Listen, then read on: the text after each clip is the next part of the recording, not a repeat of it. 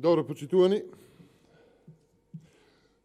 Според извештаите поднесени до Градското собрание за работата на јавните предпријатија, со нив може да се заклучи дека се работело недомаќински и служеле само за вработувања и за предизборни активности. Јавното предпријатие Паркови и зеленило има дури 26 лица вработени во секторот финансии. Повторувам, 26 лица работат финансии во Паркови и зеленило. Со толку луѓе вработени во финансии очекувате силна фирма со огромни добивки. Но предпријатието годинава, според она што го поднесо до Градското собрание, има добивка на исто ниво како лани, кога половина година не се работеше и државата беше во карантин.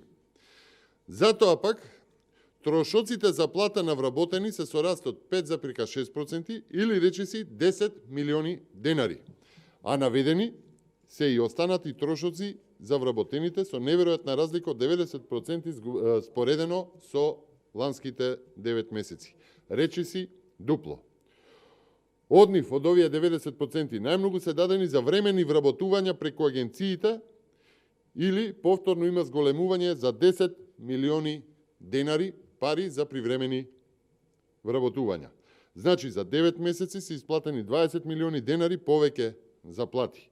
10 милиони за привремени вработувања, онолку колку што им се изголемените плати на вработените. Почитувани, вака гледано, ова би требало да значи дека јавното предпријатие работи со неверојатен финансиски успех, но според извештајот поднесен пред советниците во град Скопје, според БНИ-от, нето ефект од лани е само 3823 денари.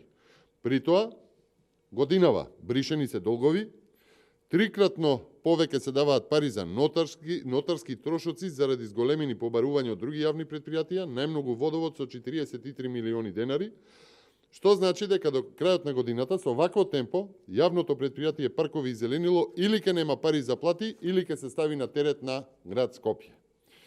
Епа, почитувани, доаѓаме до прашањата. Дали јавното предпријатие Паркови и зеленило годинава било ставено во функција на локалните избори? Зголемени расходи за редовни плати и за привремени вработувања, значи ангажирање на сезонски работници пред изборите со ист финансиски ефект како и лани за компанијата. Дали било наложено полнење на јавното предпријатие со времени вработувања од спектарот предизборни вработувања со коруптивна заднина, за што алармиравме во предизборието, за сега да се остави компанијата да се знаоѓа за плати до крајот на годината. Почитувани, нема јавно предпријатие кое што не било злоупотребено и кое што има успех во работата. За Скопје и за Македонија нема полошо од СДСМ. Дозволете ми да преминеме на прашањата. Дали ќе поставите вашето прашање или да одам со прашањата од колегите? Така.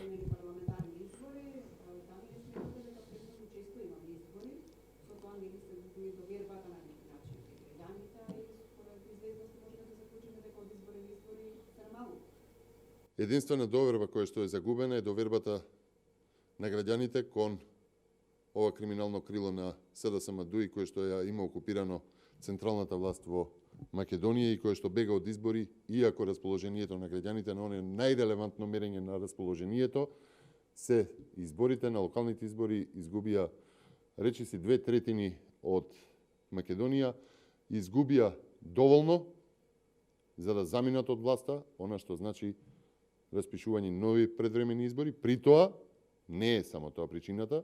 Причината која што стои за тоа губење на довербата кај граѓаните се наталожени проблеми, економска, енергетска, финансиска, сигурноста граѓаните имаат изгубено, нема одговорност, да не кажам, нема доверба, доколку нема одговорност и нема одговори за 60 живи изгорени сограѓани за неполни 3 месеци.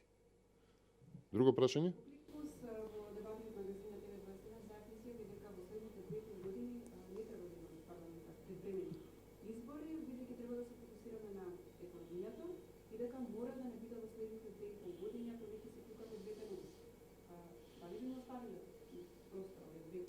од заев се што може да се случи, она што значи фокусирање на економијата, значи фокусирање на криминалот и корупцијата кога излегува од устата на Зоран Заев и од устата на било кој од СДСМ.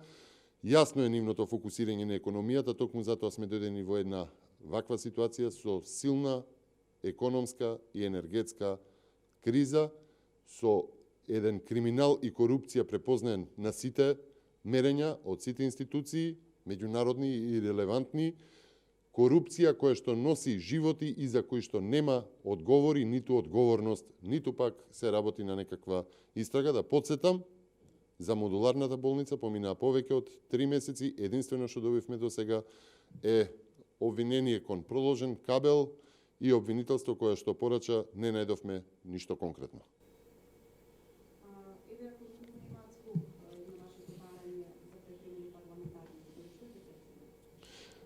И ќе преземе народот. Предвремени парламентарни избори ќе има, бидејќи оваа пластелин коалиција е неиздржлива кованица за да може да работи во интерес на граѓаните. Се гледа дека се работи само за едно, а тоа дека е Зоран Заев волен да даде се за да си ја продолжи своето политичко влијание врз криминалот и коруптивните текови. Доколку немате други прашања, би преминал на прашањата од колегите. Стигна речиси идентични прашања од Сител и од Канал 5. Дали има и други кандидати освен Христијан Мицкоски пријавени до овој момент? Не, до сега се уште не е пристигната друга кандидатура на предстојниот конгрес за избор на председател на ВМРО ДПМН. Се уште е само кандидатурата на председателот Христијан Мицкоски, но е отворена и понатаму. Какви промени во политиките ќе се донесе околу новата доктрина, на какви нива партијата планира да се освежува, нели кадровски, како ќе делувате по конгресот, дали ќе барате предвремени избори, слично како и вашето прашање. Јас во овој момент можам да истакнам честитката која што во очи на предстојниот конгрес, за конгресот и за успешен конгрес пристигна од Европската народна партија. Во неа, во честитката се адресираат најголемите проблеми пред Македонија, како што и ги нотира во самата честитка Европската народна партија, корупцијата, владењето на правото и економската криза во насока на напредување кон евроинтеграциите стои во честитката. Токму тоа се целите за кои што ВМРО ДПМН и се бори, делувала и ќе делува, и се прашања кои што ќе доведат до предвремени парламентарни избори и врз основа на кои се темели нашето барање за предвремени парламентарни избори, но и се прашања корупцијата, владењето на правото и економската криза, ги нагласувам, ги потенцирам од честитката од Европската народна партија, кој што ги става во насока на напредување кон евроатлантските интеграции, односно кон европската интеграција.